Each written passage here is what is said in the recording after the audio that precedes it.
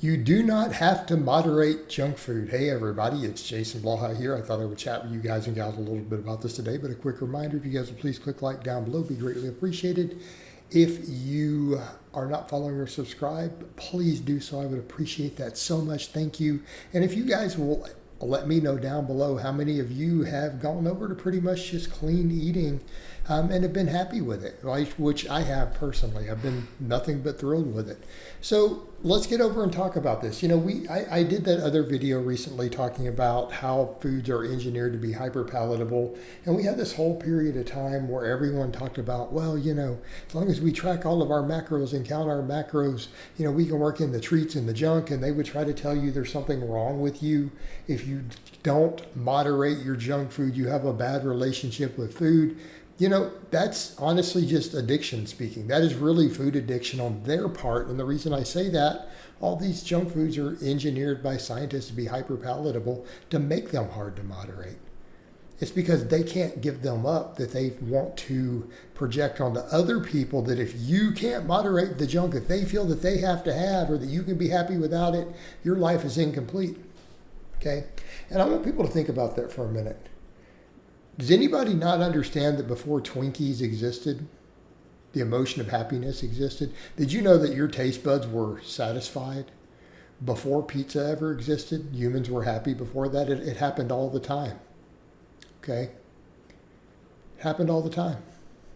And here's the thing with it. A lot of people, and in fact, I wouldn't say a lot. I would say if we go off statistics, somewhere between 60 and 70% of people cannot moderate these foods. They just can't. Personality types, the way that we handle dopamine and other stuff, can't moderate them. And it's not really a workable situation.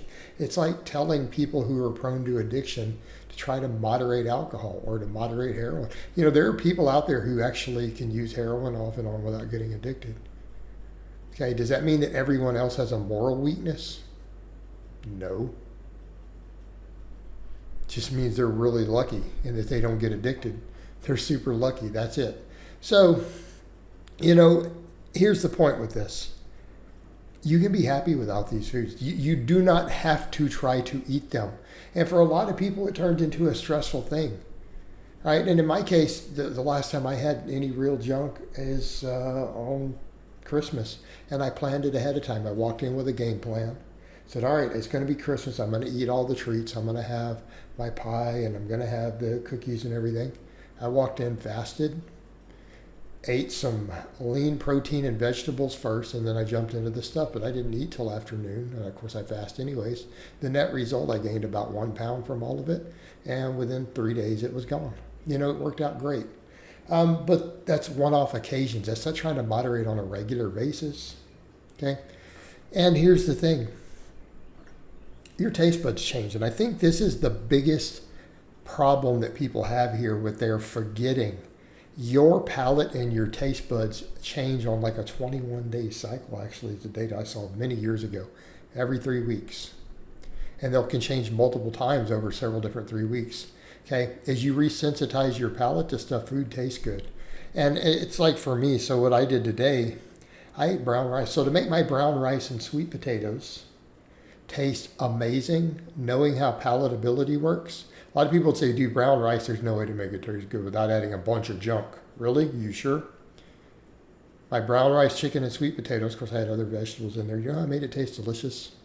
I put soy sauce in it and a little bit of local honey. Now, I've said to people, straight honey isn't always good, but if you add fiber to it, a moderate amount of honey actually isn't a problem because the fiber will replicate the matrix of the whole food. So you soak it into that brown rice. All right, same thing for me. People say, well, the soy sauce. Soy sauce is fine. Yes, it's salty. But what about when you're sweating a lot? I'm out doing cardio every day. I train in a hot garage.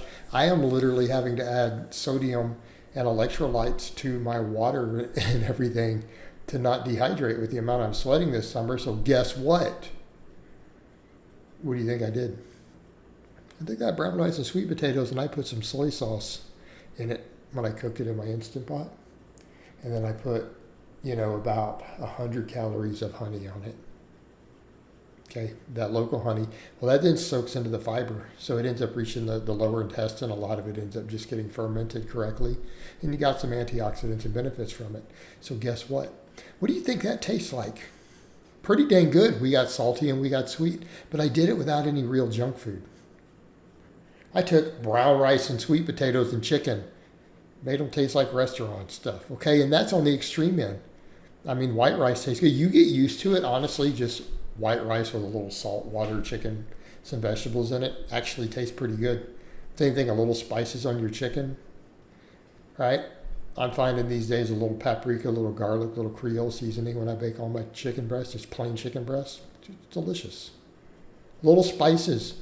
Knowing how to take low-calorie spices that don't have a bunch of oils or refined sugars added to season food resolves all these issues.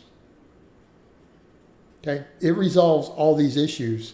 And the thing is, our palates adjust. When you stop giving your palate all the junk and hyperpalatable stuff all the time, what do you think happens?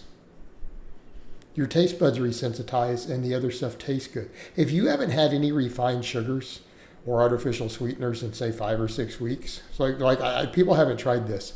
Try drinking a glass of milk. You'll think there's sugar added to it. Okay, bite into a piece of cantaloupe. If you've had nothing sweet for 6 weeks, so 2 cycles of that 21 days, you've had not a single drop of anything sweet. So your sweet taste buds resensitize. Try biting into a strawberry or a cantaloupe. It's going to taste like a mouthful of table sugar. Okay, so do you see where I'm going with this? Once your palate gets used to whole foods, the flavor goes up because your taste buds are resensitized anyways. Then we're eating healthy whole foods. We're not eating a bunch of junk. You don't have to moderate these things to get taste. Right? You have to let your taste buds resensitize. Okay? Then you don't have to deal with trying to moderate these foods. Most people are going to overeat and binge on and other things. You don't have to give money to the companies making them to support it. You break their supply and demand. And if you just learn how to season and how to cook your food, it's an absolute game changer. Okay? And it's not that hard. A little bit of correctly applied spices go a long way. Okay? I mean, even with normal oven-baked chicken breasts, like everyone's like, that's kind of dry. Well, no, I throw it into my other stuff. But no, not really. Not if you cook it at a high temp and that outside gets a little crispy. The inside will stay a little juicy. Just don't bake it too long. I bake mine really hot, like 450. Throw the right spices on it. Works wonders. Knowing which little bit of sweeteners and things to get away with, stacking the right fruit with stuff. Learn how to cook, people. It will resolve these problems.